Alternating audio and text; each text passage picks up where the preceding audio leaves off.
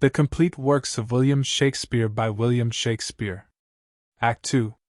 Scene I. A court within the castle of the Earl of Gloucester. Enter Edmund and Curan meeting. Edmund. Save thee, Curan. Curan. And you, sir? I have been with your father, and given him notice that the Duke of Cornwall and Regan his Duchess will be here with him this night. Edmund. How comes that? Curan. Nay, I know not. You have heard of the news abroad, I mean the whispered ones, for they are yet but ear-kissing arguments? Edmund. Not I pray you, what are they? Curan. Have you heard of no likely wars twixt the two Dukes of Cornwall and Albany? Edmund. Not a word. Curan. You may do then in time. Fare you well, sir. Exit. Edmund. The Duke be here tonight? The better. Best. This weaves itself perforce into my business. My father hath set guard to take my brother, and I have one thing, of a queasy question, which I must act. Briefness and fortune work. Brother, a word, descend, brother, I say. Enter Edgar. My father watches, O sir, fly this place. Intelligence is given where you are hid. You have now the good advantage of the night. Have you not spoken gainst the Duke of Cornwall? He's coming hither, now, I the night, I the haste, and Regan with him. Have you nothing said upon his party gainst the Duke of Albany? Advise yourself. Edgar. I am sure on't, not a word. Edmund. I hear my father coming, pardon me, in cunning I must draw my sword upon you, draw, seem to defend yourself, now quit you well. Yield, come before my father. Light, ho, here!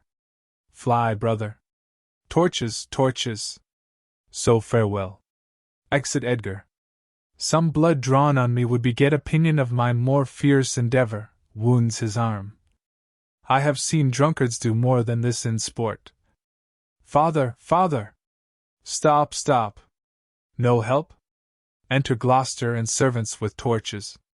Gloucester. Now, Edmund, where's the villain? Edmund.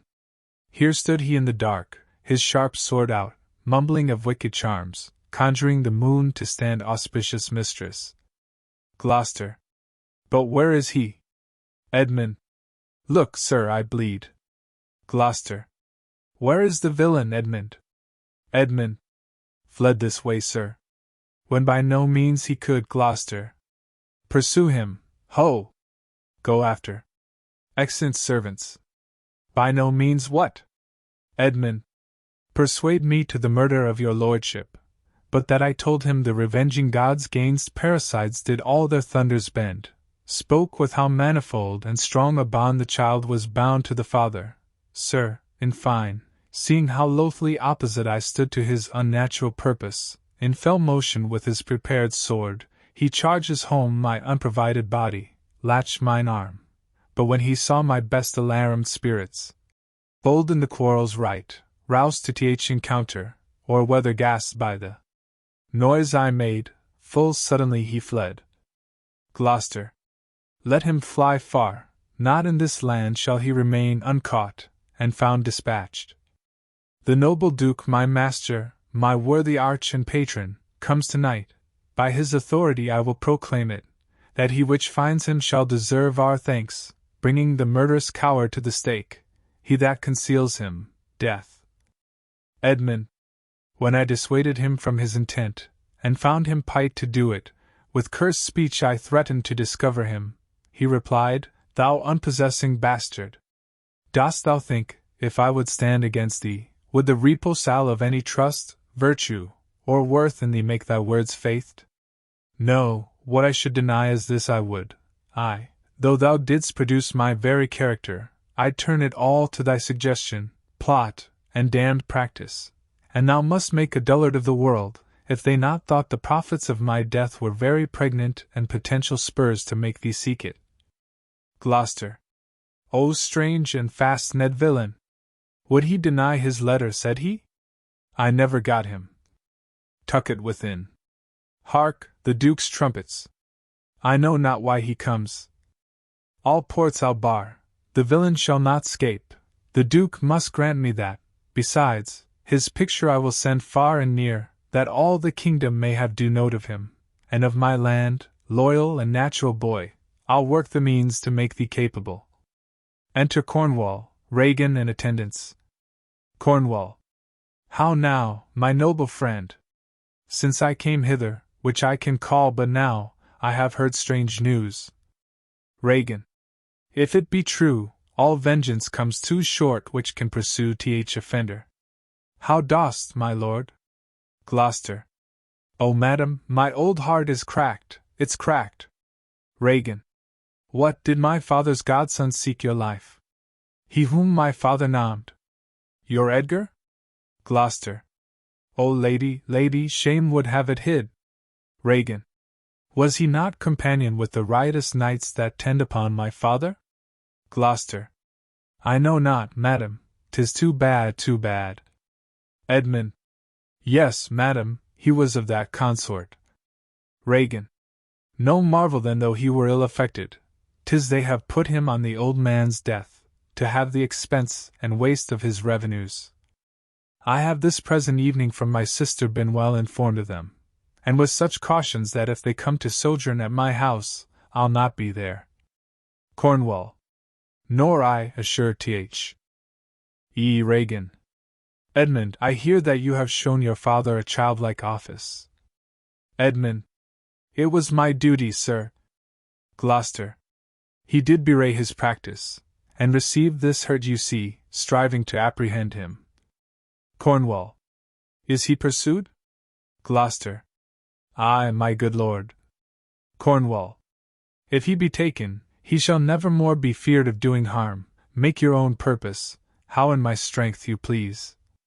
For you, Edmund, whose virtue and obedience doth this instant so much commend itself, you shall be ours. Natures of such deep trust we shall much need, you we first seize on.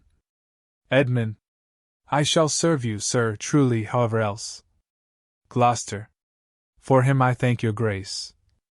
Cornwall. You know not why we came to visit you. Regan. Thus out of season, threading darky wide night, occasions, noble Gloucester, of some poise, wherein we must have use of your advice. Our father he hath writ, so hath our sister, of differences, which I best thought it fit to answer from our home, the several messengers from hence attend dispatch. Our good old friend, lay comforts to your bosom, and bestow your needful counsel to our business, which craves the instant use. Gloucester. I serve you, madam, your graces are right welcome. Exeunt. Flourish. Scene 2. Before Gloucester's castle. Enter Kent and Oswald severally. Oswald. Good dawning to thee, friend, art of this house? Kent. Aye. Oswald. Where may we set our horses? Kent. I the mire. Oswald. Prithee, if thou lov'st me, tell me. Kent. I love thee not. Oswald. Why then, I care not for thee. Kent. If I had thee in Lipsbury pinfold, I would make thee care for me. Oswald. Why dost thou use me thus? I know thee not. Kent. Fellow, I know thee. Oswald. What dost thou know me for? Kent. A knave, a rascal, an eater of broken meats, a base, proud, shallow, beggarly, three-suited, 100-pound, filthy, worsted-stocking knave, a lily-livered, action-taking, whore's son, glass-gazing, superserviceable, finical rogue, one trunk-inheriting slave, one that wouldst be a bawd in way of good service, and art nothing but the composition of a knave, beggar, coward, pander, and the son and heir of a mongrel bitch. One whom I will beat into clamorous whining, if thou deniest the least syllable of thy addition. Oswald. Why, what a monstrous fellow art thou, thus to rail on one that's neither known of thee nor knows thee. Kent. What a brazen-faced varlet art thou, to deny thou knowest me. Is it 2 days ago since I tripped up thy heels and beat thee before the king? Draw, you rogue, for, though it be night, yet the moon shines. I'll make a sop o' the moonshine of you. Draw, you whore son cullionly barbermonger, draw! Drawing his sword. Oswald. Away! I have nothing to do with thee. Kent. Draw, you rascal, you come with letters against the king, and take Vanity the puppet's part against the royalty of her father. Draw, you rogue, or I'll so carbonado your shanks. Draw, you rascal, come your ways. Oswald. Help, ho! Murder! Help! Kent. Strike, you slave, stand, rogue, stand, you neat slave, strike! Beating him. Oswald. Help, ho! Murder! Murder! Enter Edmund, Cornwall, Regan, Gloucester, and servants. Edmund. How now? What's the matter? Part. Kent. With you, goodman boy, if you please come, I'll flesh ye. Come on, young master. Gloucester. Weapons. Arms. What's the matter here? Cornwall. Keep peace, upon your lives, he dies that strikes again. What is the matter? Regan. The messengers from our sister, and the king. Cornwall. What is your difference? Speak. Oswald. I am scarce in breath, my lord. Kent. No marvel you have so bestirred your valor. You cowardly rascal, nature disclaims in thee, a tailor made thee. Cornwall. Thou art a strange fellow, a tailor make a man. Kent. Ay, a tailor, sir, a stonecutter or a painter could not have made him so ill, though he had been but 2 years at the trade. Cornwall. Speak yet, how grew your quarrel? Oswald. This ancient ruffian, sir, whose life I have spared at suit of his grey beard, Kent. Thou whore's son Zed. Thou unnecessary letter. My lord, if you'll give me leave, I will tread this unbolted villain into mortar, and daub the walls of a jakes with him. Spare my grey beard, you wagtail? Cornwall. Peace, sirrah. You beastly knave, know you no reverence? Kent. Yes, sir, but anger hath a privilege. Cornwall. Why art thou angry? Kent.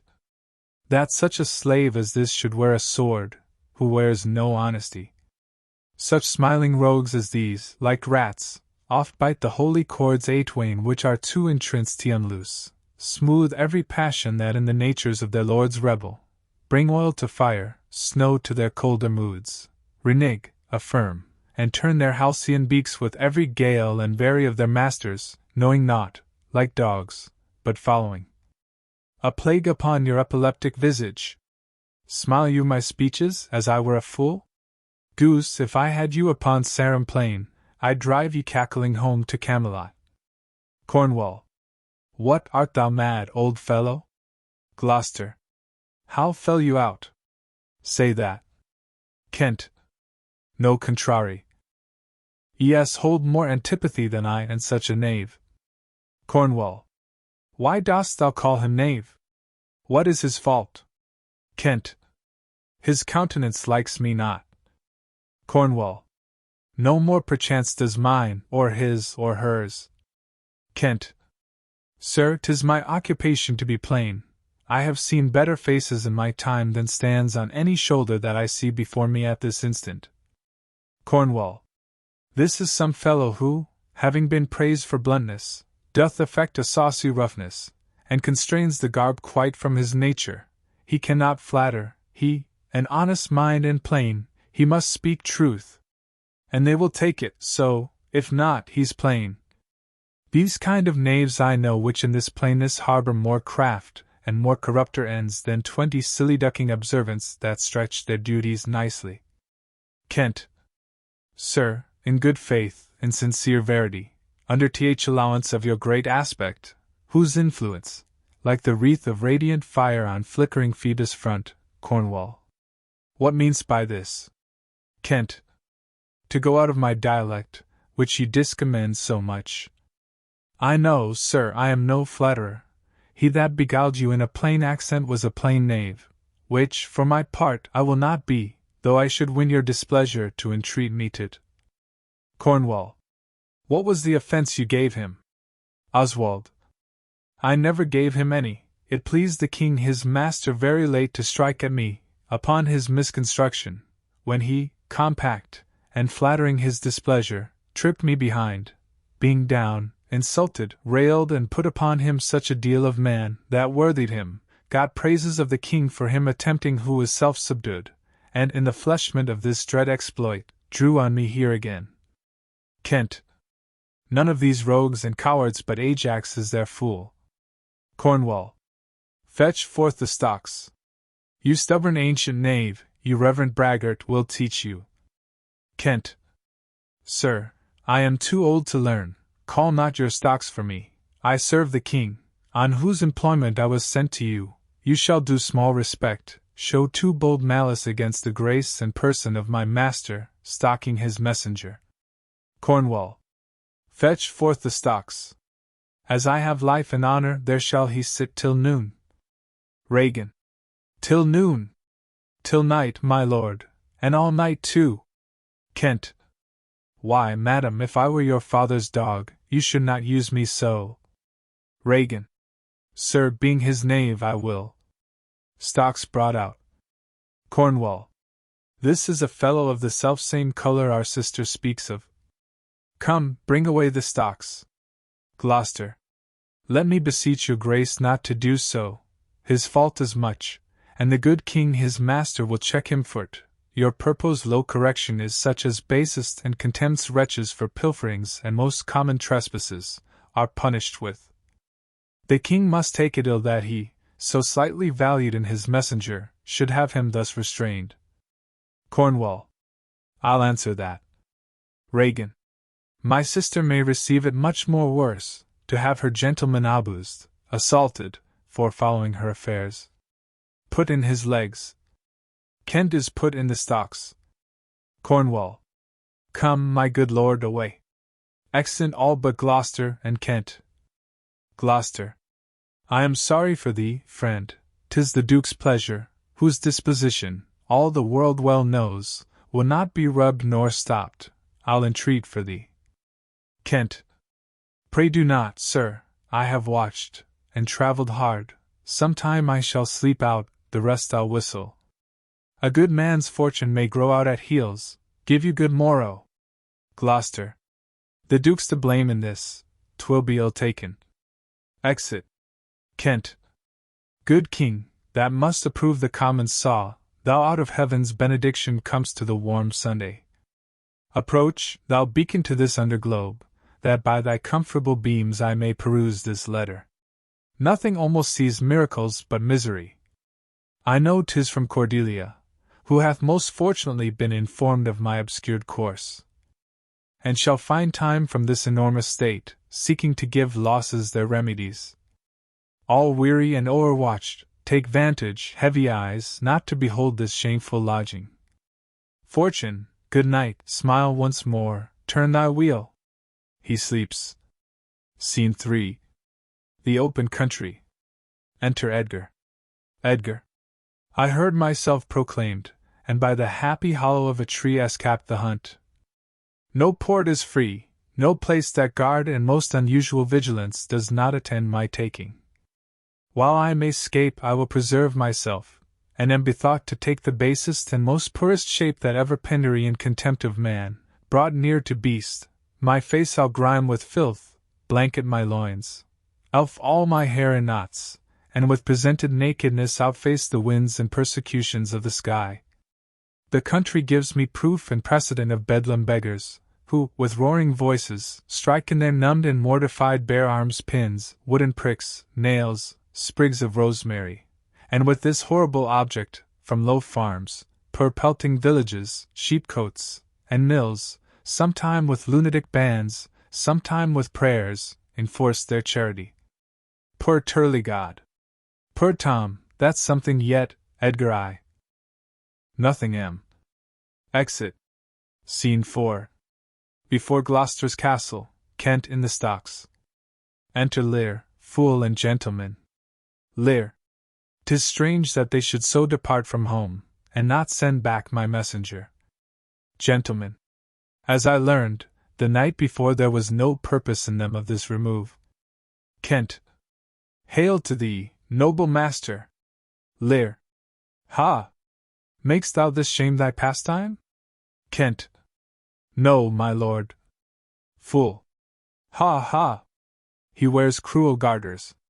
Horses are tied by the heads, dogs and bears by the neck, monkeys by the loins, and men by the legs. When a man is overlusty at legs, then he wears wooden netherstocks. Lear. What's he that hath so much thy place mistook to set thee here? Kent. It is both he and she, your son and daughter. Lear. No. Kent. Yes. Lear. No, I say. Kent. I say, yeah. Lear. No, no, they would not. Kent. Yes, they have. Lear. By Jupiter, I swear no. Kent. By Juno, I swear I. Lear. They durst not do't. They could not, would not do't. 'Tis worse than murder, to do upon respect such violent outrage. Resolve me, with all modest haste, which way thou mightst deserve or they impose this usage, coming from us. Kent. My lord, when at their home I did commend your highness letters to them, ere I was risen from the place that showed my duty kneeling, came there a reeking post, stewed in his haste, half breathless, panting forth from Goneril his mistress' salutations, delivered letters, spite of intermission, which presently they read. On those contents, they summoned up their meanie, straight took horse, commanded me to follow and attend the leisure of their answer, gave me cold looks, and meeting here the other messenger, whose welcome I perceived had poisoned mine, being the very fellow which of late displayed so saucily against your highness, having more man than wit about me, drew, he riced the house with loud and coward cries. Your son and daughter found this trespass worth the shame which here it suffers. Fool! Winter's not gone yet, if the wild geese fly that way. Fathers that wear rags do make their children blind, but fathers that bear bags shall see their children kind. Fortune, that errant whore, ne'er turns the key to th poor. But for all this, thou shalt have as many dollars for thy daughters as thou canst tell in a year. Lear. Oh, how this mother swells up toward my heart! Hysterica patio, down, thou climbing sorrow, thy elements below. Where is this daughter? Kent. With the Earl, sir, here within. Lear. Follow me not, stay here. Exit. Gentlemen. Made you no more offence but what you speak of? Kent. None. How chance the king comes with so small a number? Fool. And thou hadst been set I the stocks for that question, thou hadst well deserved it. Kent. Why, fool? Fool. We'll set thee to school to an end, to teach thee there's no labouring i' the winter. All that follow their noses are led by their eyes but blind men, and there's not a nose among 20 but can smell him that's stinking. Let go thy hold when a great wheel runs down a hill, lest it break thy neck with following it, but the great one that goes upward, let him draw thee after. When a wise man gives thee better counsel, give me mine again. I would have none but knaves follow it, since a fool gives it. That sir which serves and seeks for gain, and follows but for form, will pack when it begins to rain, and leave thee in the storm. But I will tarry, the fool will stay, and let the wise man fly. The knave turns fool that runs away, the fool no knave purdy. Kent. Where learned you this, fool? Fool. Not I the stocks, fool. Enter Lear and Gloucester. Lear. Deny to speak with me? They are sick? They are weary? They have travelled all the night? Mere fetches, the images of revolt and flying off. Fetch me a better answer. Gloucester. My dear lord, you know the fiery quality of the Duke, how unremovable and fixed he is in his own course. Lear. Vengeance. Plague. Death. Confusion. Fiery? What quality? Why, Gloucester, Gloucester, I'd speak with the Duke of Cornwall and his wife. Gloucester. Well, my good lord, I have informed them so. Lear. Informed them. Dost thou understand me, man? Gloucester. Ay, my good lord. Lear. The king would speak with Cornwall. The dear father would with his daughter speak, commands, tends service. Are they informed of this? My breath and blood. Fiery? The fiery duke, tell the hot duke that no, but not yet, maybe he is not well, infirmity does still neglect all office whereto our health is bound, we are not ourselves when nature, being oppressed, commands the mind to suffer with the body, I'll forbear, and am fallen out with my more headier will, to take the indisposed and sickly fit for the sound man. Looking on Kent. Death on my estate. Wherefore should he sit here? This act persuades me that this remotion of the Duke and her is practice only. Give me my servant forth. Go tell the Duke aunt's wife I'd speak with them, now, presently, bid them come forth and hear me, or at their chamber door I'll beat the drum till it cries sleep. To death. Gloucester. I would have all well betwixt you. Exit. Lear. O me, my heart, my rising heart! But down! Fool! Cry to it, nuncle, as the cockney did to the eels when she put the paste alive. She napped the coxcombs with a stick and cried down, wantons, down! 'Twas her brother that, in pure kindness to his horse, buttered his hay. Enter Cornwall, Regan, Gloucester, and servants. Lear. Good morrow to you both. Cornwall. Hail to your grace. Kent here set at liberty. Regan. I am glad to see your highness. Lear. Regan, I think you are. I know what reason I have to think so. If thou shouldst not be glad, I would divorce me from thy mother's tomb, sepulchring an adulteress. To Kent, oh, are you free? Some other time for that.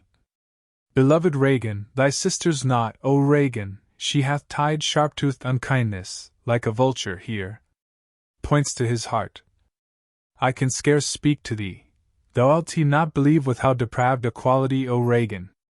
Regan. I pray you, sir, take patience.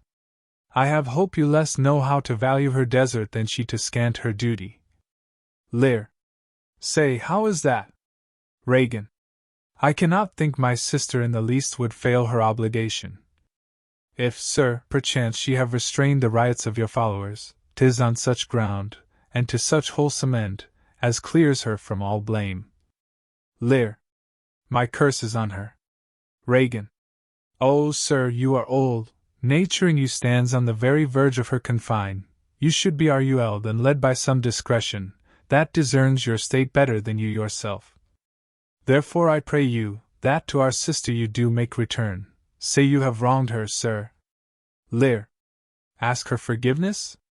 Do you but mark how this becomes the house? Dear daughter, I confess that I am old, kneeling.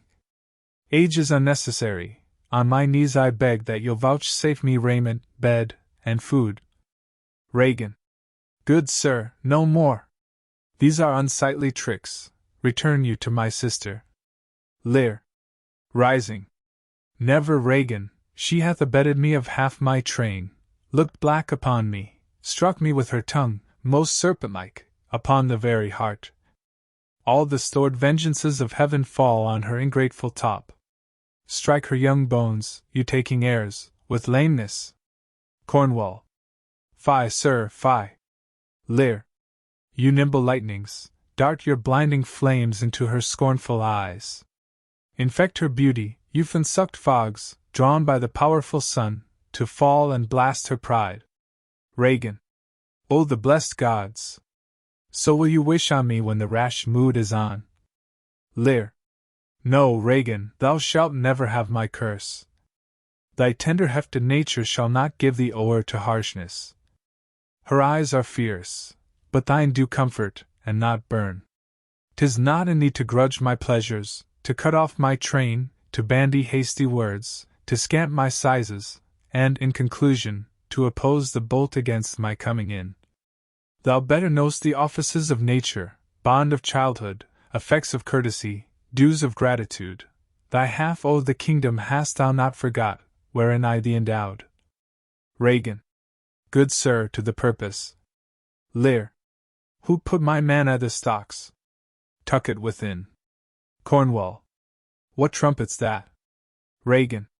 I note, my sisters, this approves her letter, that she would soon be here. Enter Oswald. Is your lady come? Lear. This is a slave, whose easy borrowed pride dwells in the fickle grace of her he follows. Out, varlet, from my sight! Cornwall. What means your grace? Lear. Who stalked my servant? Regan. I have good hope thou didst not know on't. Who comes here? O heavens! Enter Goneril. If you do love old men, if your sweet sway allow obedience, if yourselves are old, make it your cause, send down, and take my part. To Goneril. Art not ashamed to look upon this beard? O Regan, wilt thou take her by the hand? Goneril. Why not by the hand, sir? How have I offended? All's not offence that indiscretion finds and dotage terms so. Lear. O sides, you are too tough. Will you yet hold? How came my man at the stocks? Cornwall. I set him there, sir, but his own disorders deserved much less advancement. Lear. You. Did you? Regan. I pray you, father, being weak seems so. If, till the expiration of your month, you will return and sojourn with my sister, dismissing half your train, come then to me. I am now from home, and out of that provision which shall be needful for your entertainment.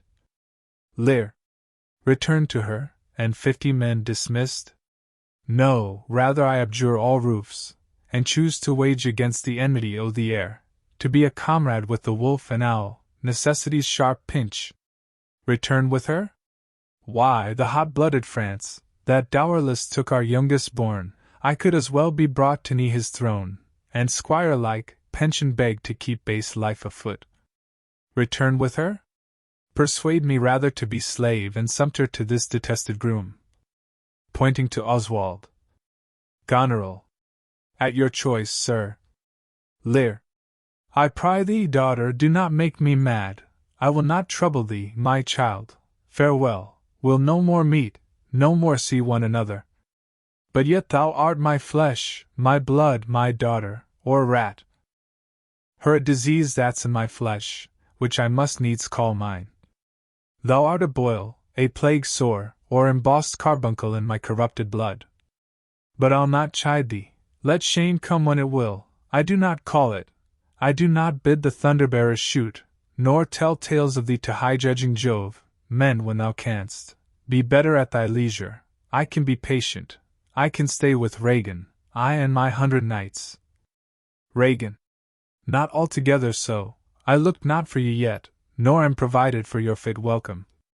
Give ear, sir, to my sister, for those that mingle reason with your passion must be content to think you old, and so but she knows what she does.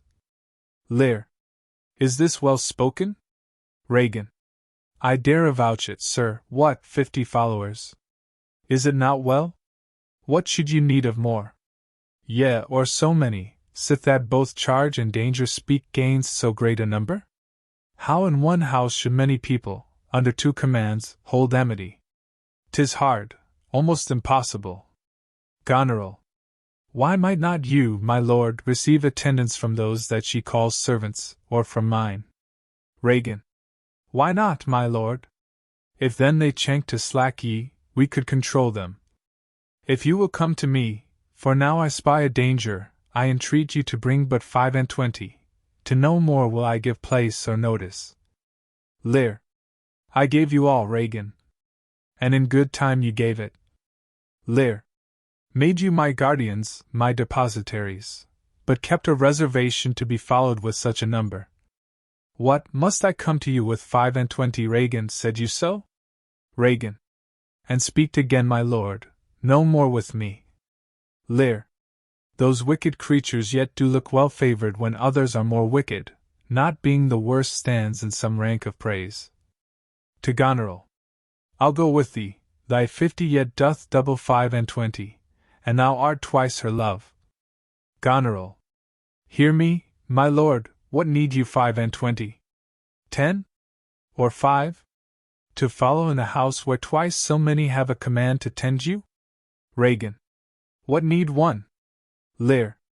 Oh, reason not the need. Our basest beggars are in the poorest things superfluous. Allow not nature more than nature needs, man's life is cheap as beasts. Thou art a lady, if only to go warm were gorgeous, why, nature needs not what thou gorgeous wear'st which scarcely keeps thee warm. But for true need, you heavens, give me that patience, patience I need. You see me here, you gods, a poor old man, as full of grief as age, wretched in both. If it be you that stirs these daughters' hearts against their father, fool me not so much to bear it tamely. Touch me with noble anger, and let not women's weapons, waterdrops, stain my man's cheeks. No, you unnatural hags, I will have such revenges on you both that all the world shall. I will do such things, what they are yet I know not, but they shall be the terrors of the earth. You think I'll weep? No, I'll not weep, storm and tempest. I have full cause of weeping, but this heart shall break into 100,000 flaws or ere I weep. Oh, fool, I shall go mad. Exeunt Lear, Gloucester, Kent and Fool. Cornwall. Let us withdraw, 'twill be a storm. Reagan. This house is little, the old man and his people cannot be well bestowed. Goneril. 'Tis his own blame, hath put himself from rest, and must needs taste his folly. Reagan. For his particular, I'll receive him gladly, but not one follower. Goneril. So am I purposed. Where is my Lord of Gloucester? Enter Gloucester. Cornwall. Followed the old man forth, he is returned. Gloucester. The king is in high rage. Cornwall. Whither is he going? Gloucester. He calls to horse, but will I know not whither. Cornwall. 'Tis best to give him way, he leads himself. Goneril. My lord, entreat him by no means to stay. Gloucester. Alack, the night comes on, and the high winds do sorely ruffle. For many miles about there's scarce a bush. Reagan.